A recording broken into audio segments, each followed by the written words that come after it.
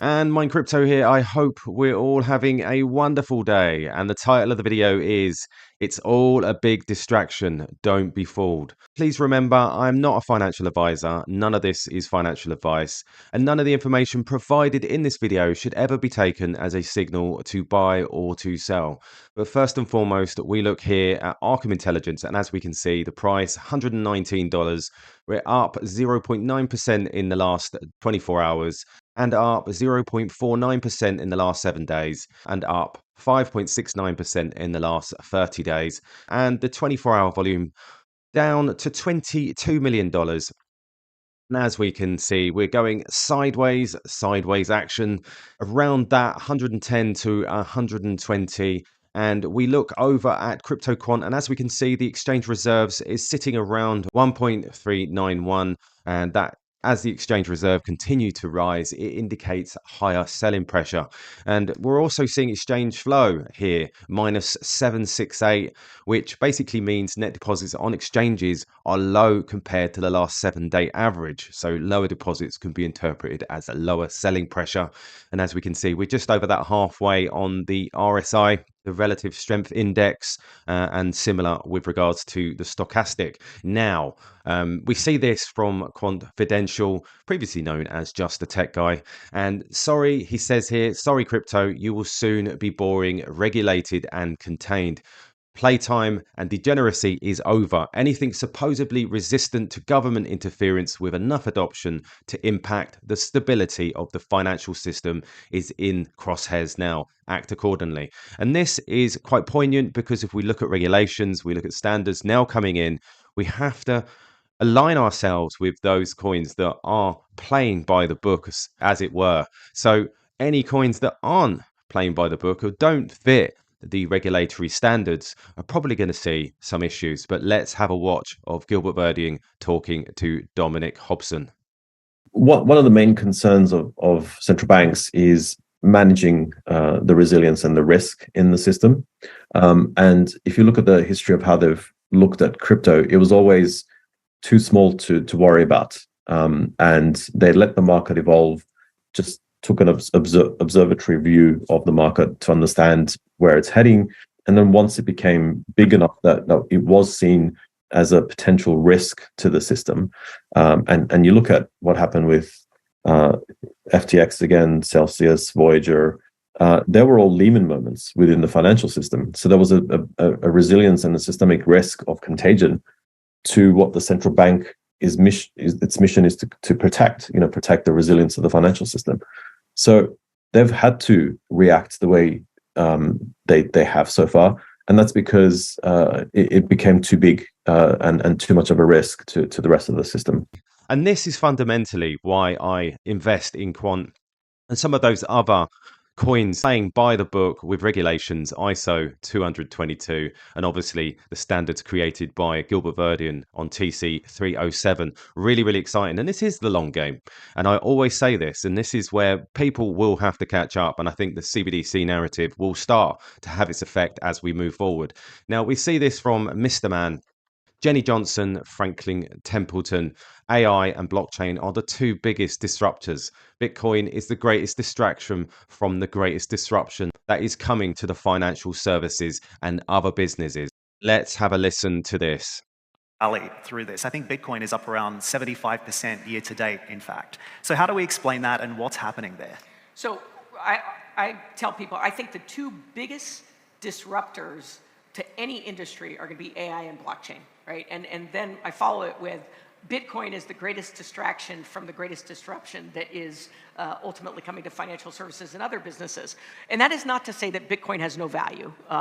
Actually, it was someone in this region who pointed out to me that, just the fact that the US confiscated assets from Russia would drive people into asset classes like Bitcoin because there would be a view that those assets could be outside of any government confiscating them. So I'm not saying that Bitcoin isn't going to have some value, but to me, what's so interesting about blockchain and what is really unique is if you think about what the blockchain. So there you go. So we look at Bitcoin and we look at it as a store of value, but then we look at Quant. We look at Quant and its use case. It's having far less tokens than Bitcoin. I think eventually people will start to see Quant as a route towards profit. But remember, that's not financial advice. You have to do your own research.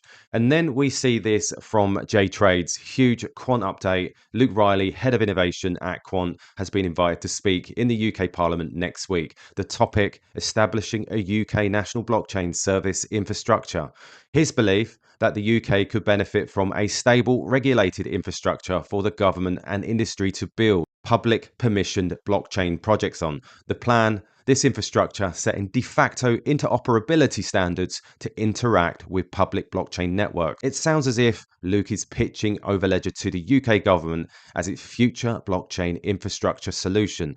Bullish is an understatement, and as we can see here in this screenshot here, it's my pleasure to announce that I have been invited to speak at the UK Parliament on the 16th of January at the Blockchain Industry Roundtable event organised by the APPG on blockchain technologies. Preview, one of my main contributors to this discussion, I am in favour of an establishment of a UK national blockchain service infrastructure.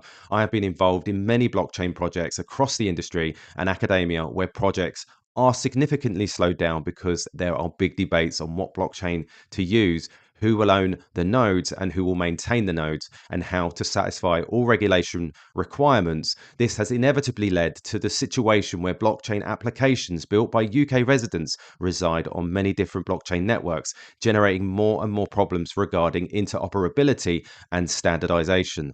I believe that a UK blockchain service infrastructure would help consolidate the UK's world-leading DLT expertise by providing a stable, reliable, and regulated infrastructure for industry, academia, and government to build public permission blockchain projects on. The infrastructure could also set de facto interoperability standards to interact with public blockchain networks. Wow. So he is pushing forward. And we can also see here, he says here, before I attend the Blockchain Industry Roundtable event, I'm happy to hear constructive feedback from the community of the idea of a UK national blockchain services infrastructure. His first question, do you believe a national blockchain services infrastructure would help the UK's blockchain industry? If so, why and by how much?